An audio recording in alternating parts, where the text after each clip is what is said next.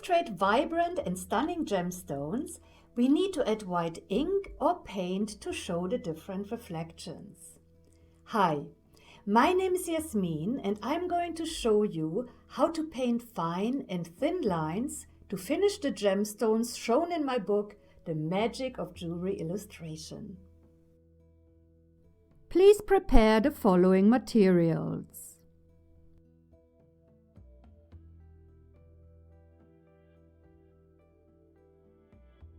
First step is to mix the white gouache so it is neither too thick nor too thin. Add a small amount of white gouache to your palette.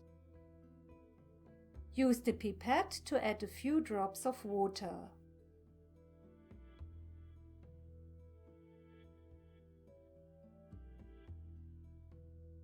To avoid damaging the bristles of the brush, I use the wooden handle to mix the water and paint. Mix it thoroughly. No lumps should remain. The consistency can be compared to whipping cream. If it is more like milk, add more paint. And of course, if it is too thick, add more water and mix again.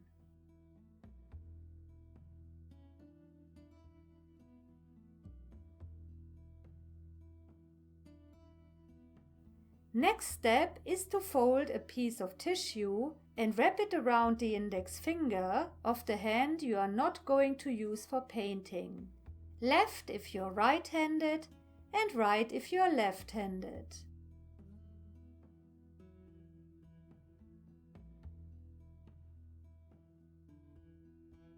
Dip your brush into the paint.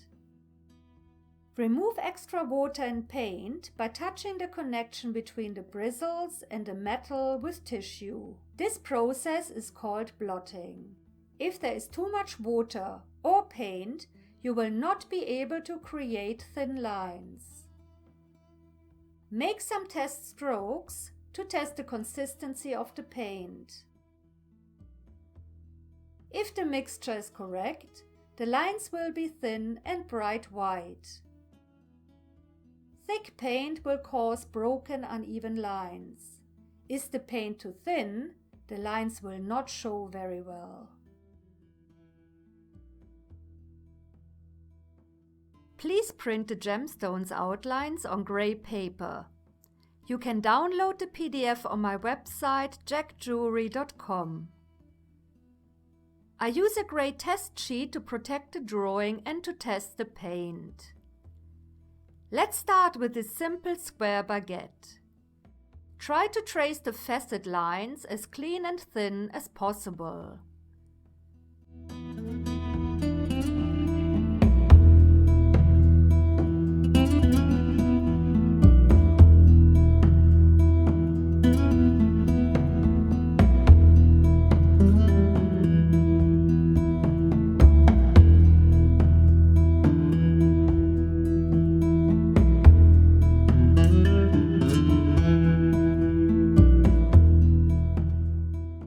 Draw test strokes and rotate the paper whenever you need to.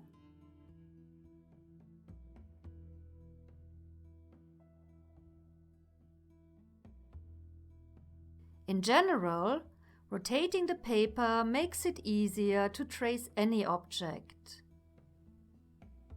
This will take some practice, so don't give up if the first few stones are not perfect.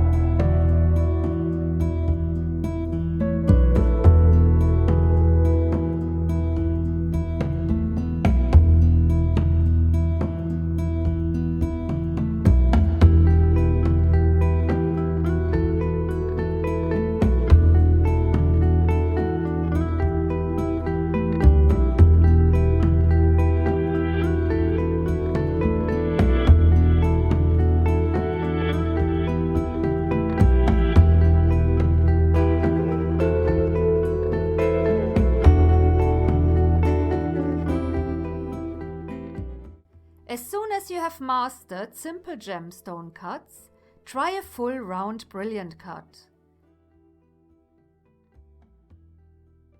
First, trace the facets in the same way as before. Don't forget to make test strokes and to rotate the paper.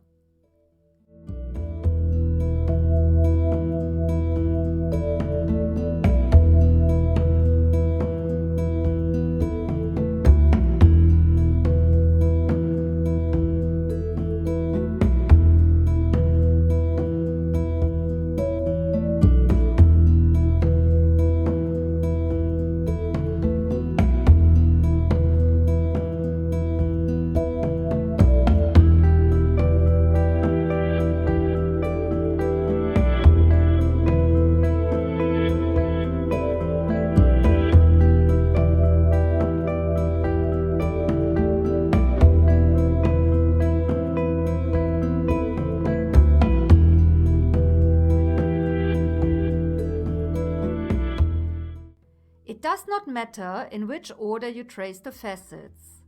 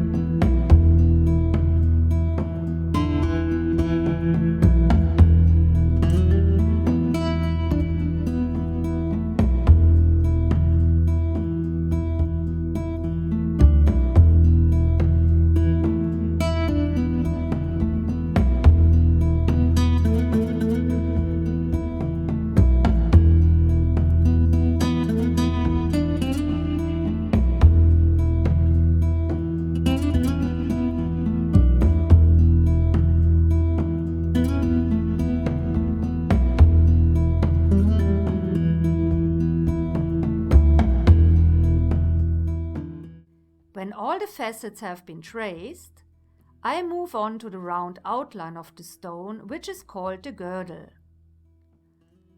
From my experience, it is easier to trace the girdle last.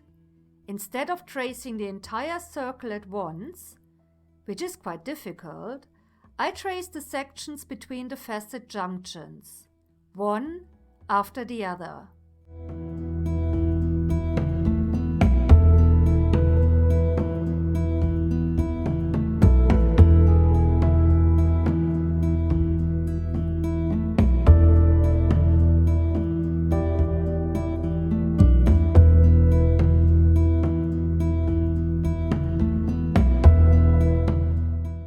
This exercise will prepare you to render different faceted gems, but also it will help you to improve your technique and drawing skills in general.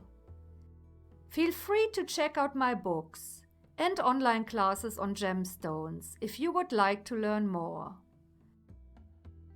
Thank you for watching and have a lovely day.